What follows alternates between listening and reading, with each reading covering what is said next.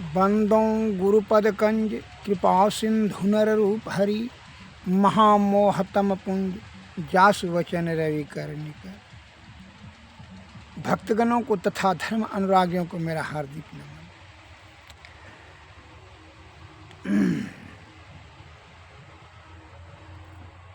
मित्रों, न्यू उपनिषद में सामवेद के पंचम प्रपाठक में सत्संग योग में वर्णित किया गया है। वह पद श्रवण करके समझें। एकम एव अद्वितीयम यद गुरो वाक्येन निश्चितम एतद् एकांतम इति युक्तम नौ मठो नौ बनान्तरम अंतरम, अर्थात एक ही अद्वितीय ब्रह्म है, दूसरा कुछ नहीं। जब ऐसा ज्ञान गुरु से प्राप्त हो गया तब यही एकांत स्थान है, मन और वन नहीं। वन में जाएं या मन में जाएं, ऐसा नहीं।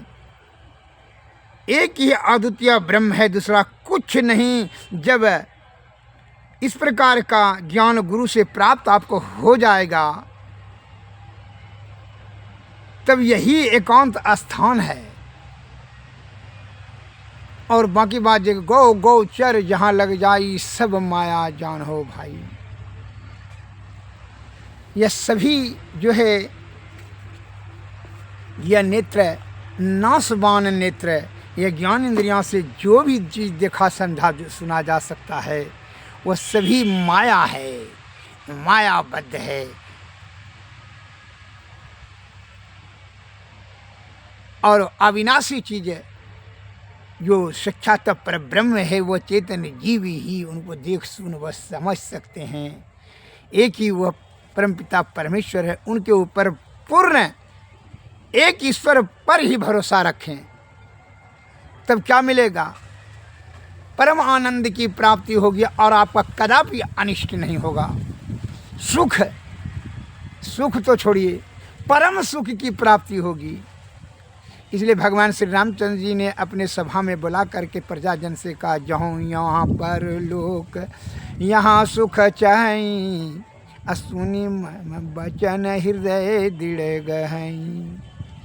हृदय में ये धारण कीजिए मेरे वचन को सुनकर, अगर यदि परलोक और यहाँ का सुख चाहते हैं, एक ईश्वर पर ही भरोसा रखें, दूसरा कुछ नहीं।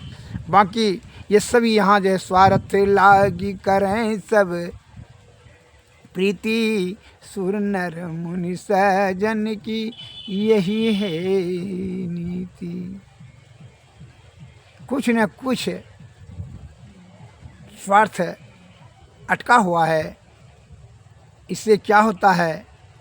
सुख भले मिले, परम सुख नहीं मिल सकता है। और सभी दुखों से निवृत्ति चाहते हैं तो वह परमपिता परमेश्वर पर ही ध्यान रखें, आप पूर्ण भरोसा रखें। मैं एक लघु कथा बता रहा हूँ। एक यूनान का राजा बीमार हो गया और बहुत सारे हकीमों ने इलाज किया, करते करते हैरान हो गया, लेकिन वह बादशाह का बीमारी ठीक नहीं हुआ। बादशाह बड़ा उदास और निराश होकर करके निराश वाणी में कहा हकीमों को, तुम लोगों को इतना हम पालते पोसते हैं लेकिन तुम लोग इतना सा बीमारी ठीक नहीं कर सक पा रहे हो।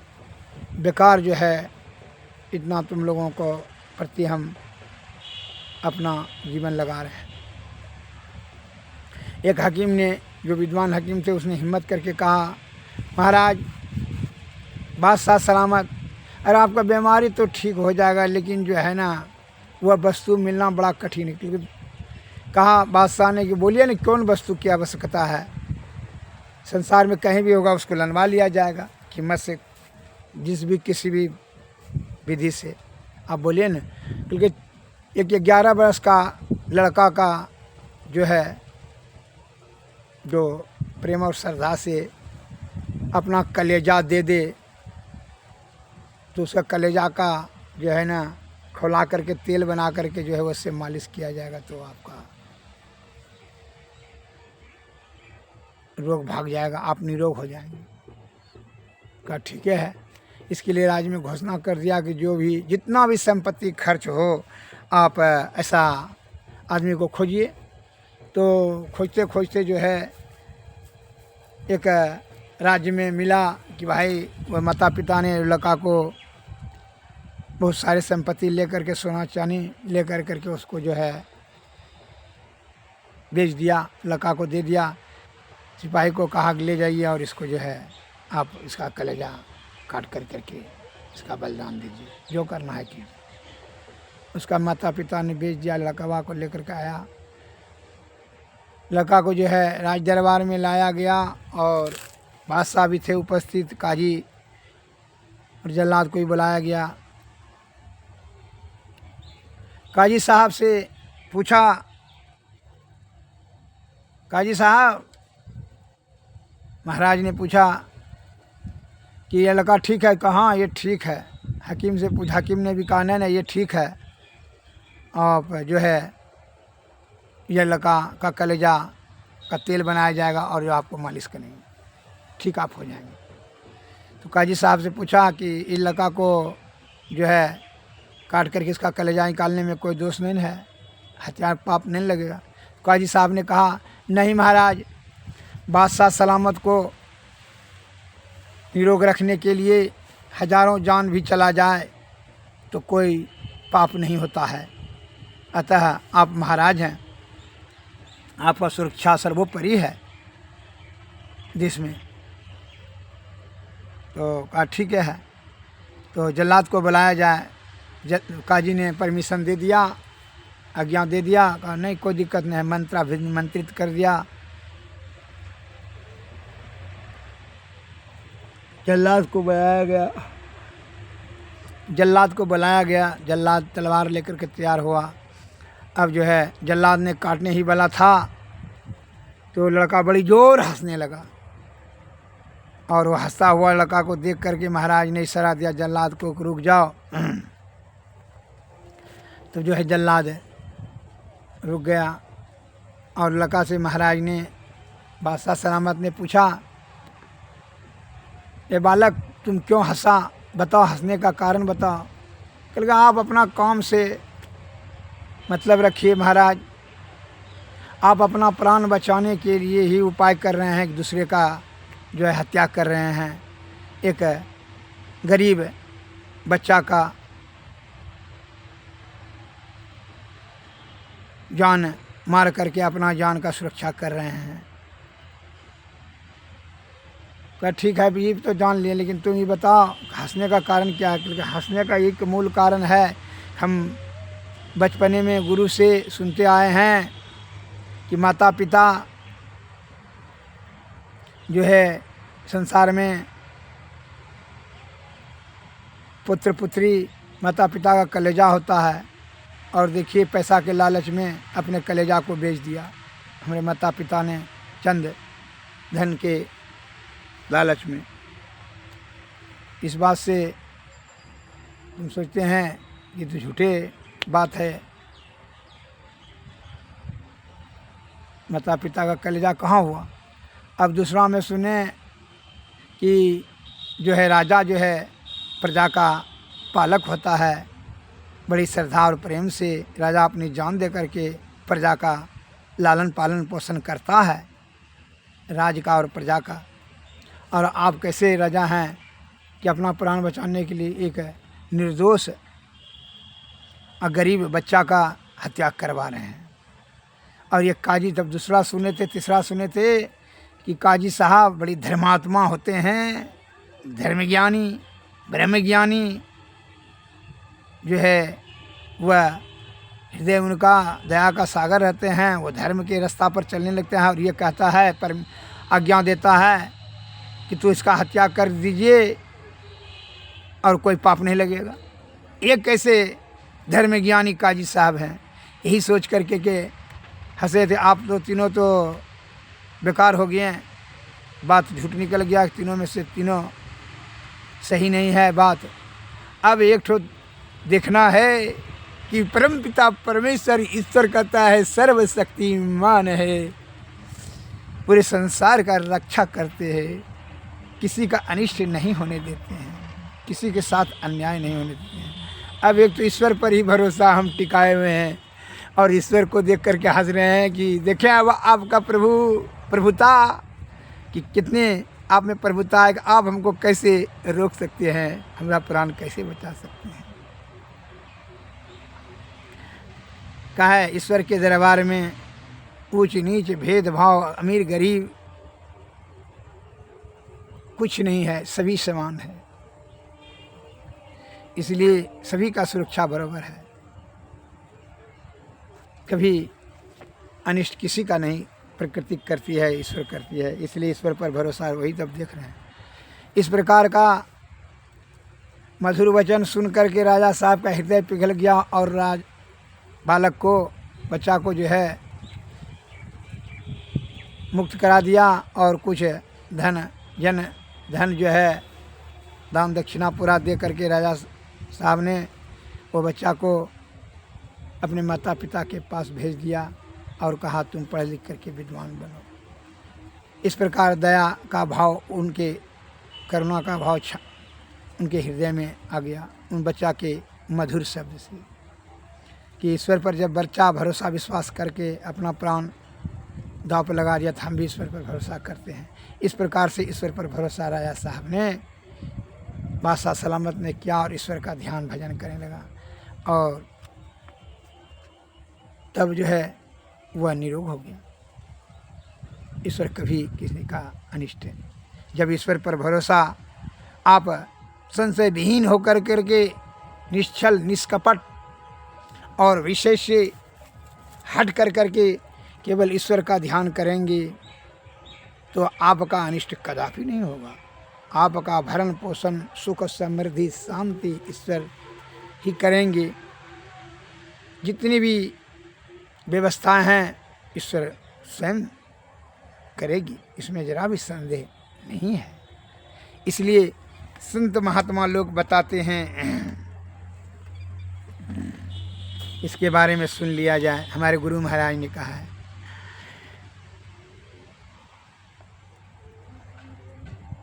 करता नित्य अभ्यास तो विश्वास क्या करे, गुरु हरि चरण में प्रीति हो जुग काल क्या करे। कछुए की दृष्टि हो जंजाल क्या करे, गुरु हरि चरण में प्रीति हो जुग काल क्या करे। जग का नाश हो जगनाश का विश्वास हो फिर यास क्या करे। दृढ़ भजन धन ही खास हो फिर त्रास क्या करे। वैराग्य जुत अभ्यास हो निराश क्या करे। सत्संग में वास हो भव फांस क्या करे। त्याग पंच पाप हो फिर पाप क्या करे। सतव्रत में दृढ़ आप हो कोई श्राप क्या करे। पूरे गुरु का संग हो अनंग क्या करे। मैं ही जो अनुभव ज्ञान हो अनुमान क्या करे। गुरु हरि चरण में प्रीति हो जुग काल क्या करे। एक बिंदुता दूरबीन हो दूरबीन क्या करे। पिंड में ब्रह्मांड दरस हो बाहर में क्या फिरे। सुनना जो अंतरनाद हो बाहर में क्या सुने। ब्रह्मनाद की अनुभूति हो फिर और क्या गुने। सूरत शब्द योग हो और योग क्या करे। सहज ही निज काज हो कटुसाज क्या करे। सद्गुरु की कृपा ही प्राप्त हो और प्राप्त क्या करे। मैं ही जो अनुभव ज्ञान हो अनुमान क्या करे। मैं ही गुरु की आस हो फिर त्रास क्या करे। कछुए की दृष्टि दृष्टि हो जंजाल क्या करे। श्री सदगुरु महाराज की जय। यह गफलत से आप निकल जाइए। क्या यह माँ है, बहन है, स्त्री है, पुत्र है, पुत्री है, मकान है, दुकान है, जगह है, ये सब गफलत से कर। क्यों? क्या सोबत गफलत की मारी, जाग जाग मन जाग रे। अंत काल संगी न होगा, संग ना चल कऊ तेरे रे। यह धन धाम कुटुम्ब कबीला, सब स्वार्थ के चेरे रे। क्या सोवत गफलत के मारे, जाग जाग मन मेरे रे। अपने अपने सुख के खातिर, हेरे न कोई दुख तेरे रे। तन मन सुख है ना सुख तेरो, आत्म सुख निज तेरे रे। तू तन मन सुख निज को जान्यो, भयो काल के चेरे रे। क्या सोबत गफलत के मारे, जाग जाग मन रे रे। दिल पर तीत प्रीत कर गुरु से, कर सत्संग सवेरे रे। दिल पर तीत प्रीत कर गुरु से, कर सत्संग सवेरे रे। यही विधि भव फंदा कट जई है, कहत मही हित तेरे रे। क्या सोवत गफलत के मारे, जाग जाग मन मेरे रे। यही विधि भव फंदा कट गई है। श्री सदगुरु।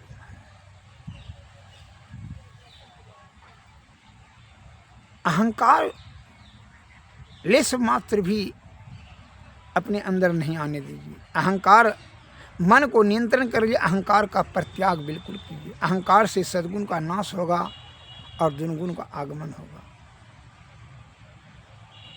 इस बात को ध्यान में रखिए। यह दुर्गुण है। चार अंतःकरण इंद्रियां हैं, मन, बुद्धि, चित्त और अहंकार। मन और अहंकार विषय की तरफ ले जाता है और चित्त और बुद्धि ईश्वर की तरफ बढ़ाता है।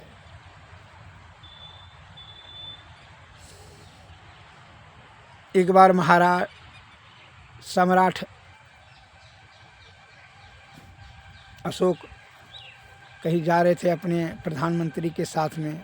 एक भिक्षुक, इतना बड़े महाराज सम्राट होने के बाद भी रथ पर से उतर कर करके एक भिक्षुक के चरणों में सिर को नवा करके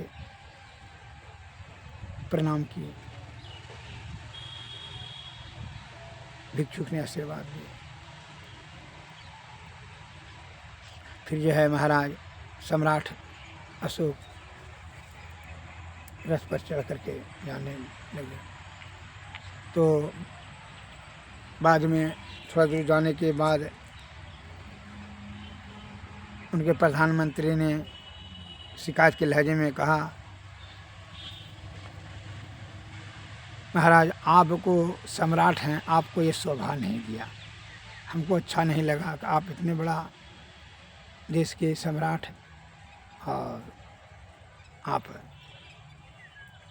एक भिक्षुक के चरण में सिर को रगड़ें। तो महाराज सम्राट ने, अशोक सम्राट ने मन में समझ लिया इनको अहंकार की प्रवृत्ति है, अभी इसको समझाना उचित नहीं है। कहा अच्छा ठीक है, इसका बात का जवाब हम दूसरे दिन देंगे। 2-4 दिन के बाद जो है एक बोरा जो है मुंडा जो है बकरी का, खस्सी का, मछली का, बछा का, मच्छी का, मुर्गा मुर्गी का, आदमी का भी मुंडा दिया। कहा जब मंत्री साहब जब आए, प्रधानमंत्री आए कर, महाराज इधर आइए, मंत्री साहब आए, फिर गई जब मुंडा जाकर बाजार में बेच आइए तो मंदिर साहब झिझके थोड़ा देर, तब फिर जो है कहा कि एकदम सम्राट महाराज का ज्ञान है तो जाना है। बोरा लिए और बाजार गए बेचे। वहाँ दिन भर बेचने के बाद सब मुंडा तो बिक गया, आदमी का मुंडा कोई नहीं ले, कोई बिलाई खिलाने के लिए, कोई मुंडा मुर्गा मुर्गिया अपना खाने के लिए, कोई कुत्ता को खिलाने के लिए जो पोसता कुत्ता है। एवं प्रकार सभे मुंडा तो बिक गया, लेकिन आदमी का मुंडा बिकवे नहीं किया। वो लेकर के वापस आया शाम को, कहा कि महाराज कहाँ आदमी का मुंडा, बिल्कुल जब फ्री में जाकर देखा ये करना। दूसरा दिन गया फ्री में जो है देने के लिए, कहा नहीं कोई नहीं लिया। फिर दूसरा दिन भी हैरान हुआ तो कोई नहीं लिया। तो कहाँ लेता है आदमी का मुंडा, बिल्कुल फ्री में लेने के लिए नहीं लिया। तो अच्छा हम मरेंगे तो हमारा मुंडा कितना में बिकेगा, क्योंकि कोई मुंडा लेवे नहीं करता है, कोई फ्री में नहीं लेगा। तो फिर तब जो है जब जानते हैं कि फ्री में कोई भी नहीं लेना चाहता है मनुष्य का मुंडा। और सब जीव का तो मुंडा बिक जाता है मांस खाने के लालच में, खिलाने के लालच में, पशु को खिलाने के लालच में, कुछ मांस खाने के लालच में। लेकिन मनुष्य का मुंडा का जब कोई गिनती नहीं है, कोई फ्री में भी नहीं लेना चाहता, फिर इस पर अहंकार क्या है जो आपने उस दिन हमसे शिकायत किया कि भिक्षु के चरणों में। अरे वो संत महात्मा है, संत तरस फल परम अनूप, ब्रह्म दरस सहज जीव स्वरूप। संत के दर्शन से अलौकिक लाभ मिलता है। हम लोग विषया आसक्त होकर करके सुख विषय में खोजते हैं और विषय को वो छोड़ करके इंद्रियातीत होकर अंतर्मुखी अंतर साधना में जो है वो परम सुख के खोज में लगे हुए हैं। इसलिए वह सर्वश्रेष्ठ सर्वोपरि कार्य में लगे हुए हैं।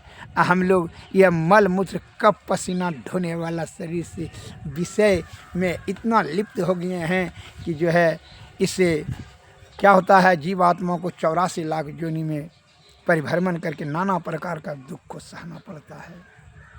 विषय का परित्याग करने की हम लोगों में शक्ति नहीं है, त्याग शक्ति नहीं है, और उनका त्याग शक्ति है।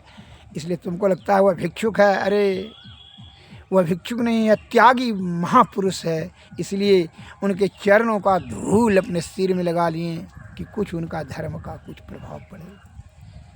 हे मंत्री, तुम इस गंभीर शब्द को नहीं समझ सकोगे, क्योंकि इसलिए विषय भोग में हम लोग लिप्त हो, तुम लिप्त हो।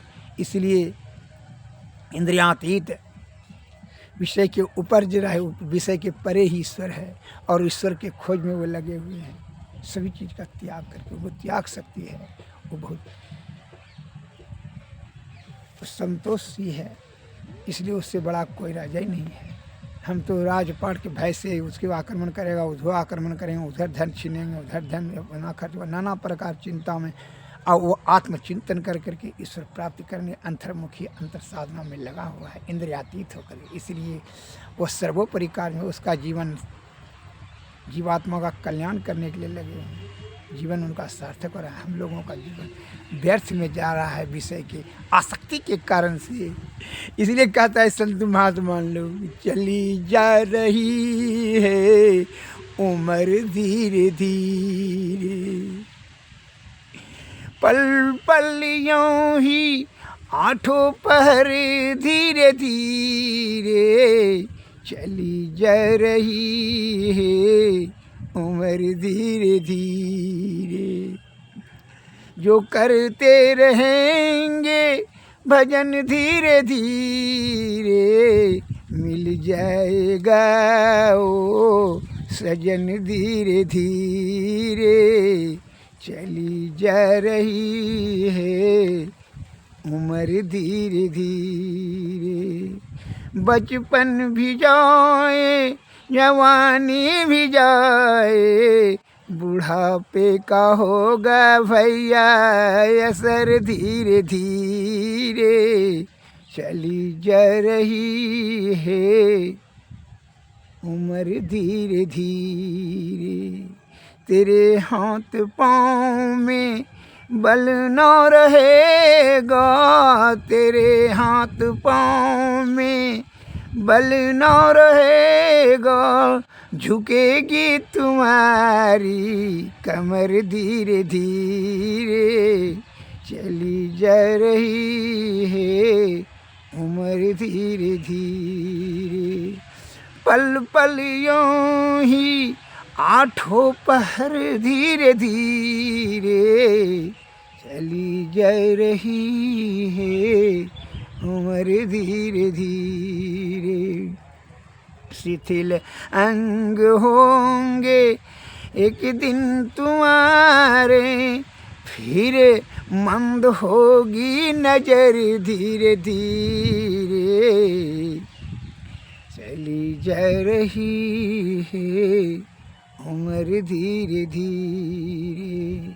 बुराई से मन को अपने हटा ले, सुधर जाए तेरा जीवन धीरे धीरे, चली जा रही है उम्र धीरे धीरे।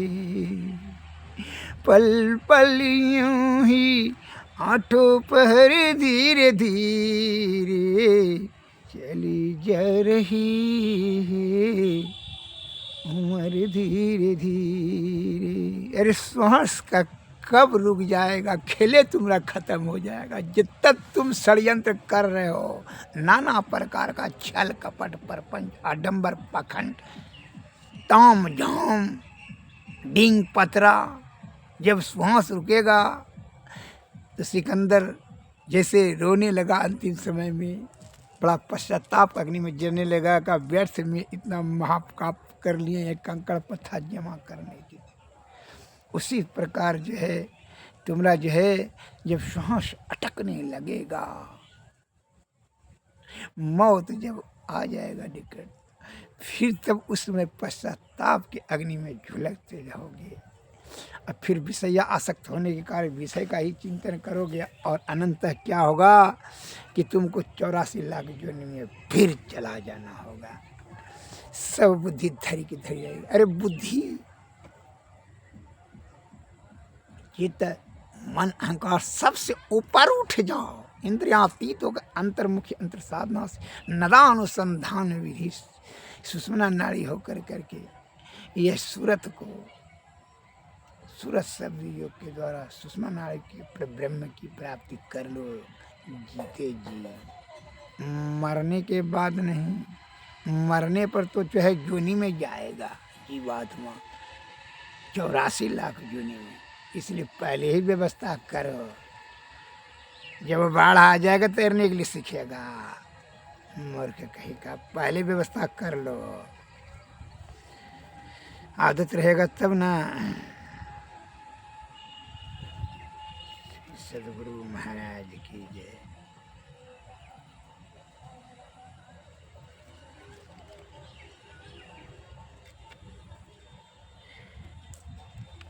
इसलिए कहते हैं ओढ़िले राम नाम चदरिया रे भगल मनुआ, ओढ़िले राम नाम चदरिया रे भगल मनुआ, नहीं लग तो विषय के पैरिया रे भगल मनुआ। यह मानव तन है अनमोल, यह मानव तन है अनमोल, देखो अंतर का पट खोल, लेकर ज्ञान तराजू तौल रे यह भगल मनुआ। उड़ले राम नाम चदरिया रे यह भगल मनुआ। यह मानव तन है हीरा, मूर्ख समझे इसको कीरा, हमरा देखी हो बेपीड़ा रे यह भगल मनुआ। है राम नाम जग सारिस के बिना नहीं निस्तर, कहता वेद पुराण विचार रे यह भगल मनुआ। आमर काहे करते गुमान, तू तो 2 दिन का मेहमान। एक दिन जेवे चदरिया तान रे, आवागल मैनवा। कबीरा कहत पुकार जागो, जागो सो बनहार, अब तो होएंगे भिनसार रे, आवागल मैनवा। ओढ़ले राम नाम चदरिया रे, आवागल मैनवा। एक ईश्वर ही पर ब्रह्म है। यह जीव आत्मा को परब्रह्म की प्राप्ति करा दे तो जीवन मरण से, जन्मने और मरने से सभी दुखों से मुक्त हो जाएंगे। विषय वासना का जो है त्याग ही मुक्ति है और बंधन ही।